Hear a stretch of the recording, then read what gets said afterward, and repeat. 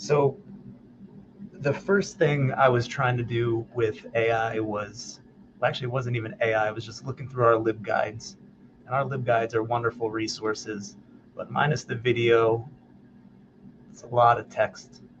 This is most of our libguides, lots of text. So I went to, I'm using Grok 3 for this. Um, I haven't tried Grok 4, it'll probably be even better. Uh, and I just went in and kind of gave a prompt like, can you help me make this libguide more friendly? Infographics, carousels. I messed up and didn't give the right link, so I gave it the right link. And then it just started going. I couldn't believe it. I was reading through it. It's like, yeah, we can make some carousels. We could do this. And then it spits out the code. And this is where it's saving just days of work. I literally can copy the code and put it into anything that's HTML widgetable. So what I did, I want to show you our MLA guide. So our MLA guide used to be the same thing, just the Purdue OWL listed everything. So I went through, and first I said, make me a quiz. So it made me this interactive quiz. So you could actually, it made up the questions. So what is the correct MLA text citation? Let's see. Oh, no, that's not right. Oh, it is right. And it created it all by itself. This spit out in about 10 seconds a fully gradable quiz. Then I also went down and I gave all of the text that was on this page, and I said, make me a carousel. And it just spit this out. So it's interactive carousel. So I made these libguides. This libguide's now much more interactive. And this isn't just for libguides. This is literally, you can tell Grok, give me, not JavaScript, that's how old I am, C++, HTML5, whatever it is, and it'll spit it out. So for me, I'll show you how easy it is for me. So I do that prompt. Am I logged in? No, I should probably be logged in. That would help. And like for this, let's see. Hold on, my brain. Edit mode has been disabled. Oh, I gotta go to the source page because everything in libguides is mapped. So now that I'm on the source page, I literally just copy it into the embed code. And it works. And if there's any tweaks needed, like for some of these, the arrows on this one were kind of covering the font. I said, hey, it's covering the font. Can you fix that? Sure, no problem. Another 100 lines of code. So that's one way that I'm using AI. And I would suggest if you're using anything with your classes you're able to put any type of embed code, do it. If you got just a bunch of text, not really interactive, turn it into a carousel. Even just kind of clicking through like this, you're getting all the information, all the way up to you can make quizzes and games. I'm going to experiment with almost like a 3D game and see if I can get it to work in libguides, but I'm not there yet. I'm going Any to stop you for questions on? yeah. I was Well, gonna say any questions on that. I want to stop for just a second and say on behalf of Leah and the LMS admin team that putting embed codes into my courses is going to be highly discouraged at this point. We may get to a better place with our LMS, but right now, making carousels in my courses is going to really probably do a lot of damage. But so that's not something that we could do right now in that platform. But if instructors have other places where they've got the ability to do this kind of thing, I mean, a LibGuide is this is a pretty stable platform that Yep. you're using. So it's Yep. awesome. It's kind of a sandbox for a lot of this. So when other things come up, or if we switch LMSs in the future to something that's a little more embed code stable, Canva, then we might, this might be a little more usable. Another one I want to show you here, it's a little library specific. So MARC records. We get new materials in, and usually we have to have a MARC record for it, which is just essentially kind of some coding for the metadata for whatever it is, a book. We had a backlog of about 200 books because the only person in the entire community college system that can make this stuff is at the system office, so they get backlogged, and it takes a long time. So I was wondering if I could find a way to make mark records myself. Aha, AI. So I kind of asked and I said, "Can you do this?" And Grok said, "Sure. Give me the name, ISBN number if you have it." So I did, and it explains itself why it's picking the code, what it's doing with it, and it gives me the code. And then from there, I could take this. So at first, I was just doing call numbers. So I was having it create call numbers for us. And then some of these I'll show. If it's in here, it's going to make me a liar. It's at the top. Sorry. But I had it create the entire mark record. So that's another example. If you kind of think outside of the box, some of the more tedious stuff that you have to do, like this is one of the more tedious things we have to do in cataloging. If you can get AI to do it, especially now we're a little short-staffed, so anywhere I could find ways to cut corners with that kind of stuff, we do.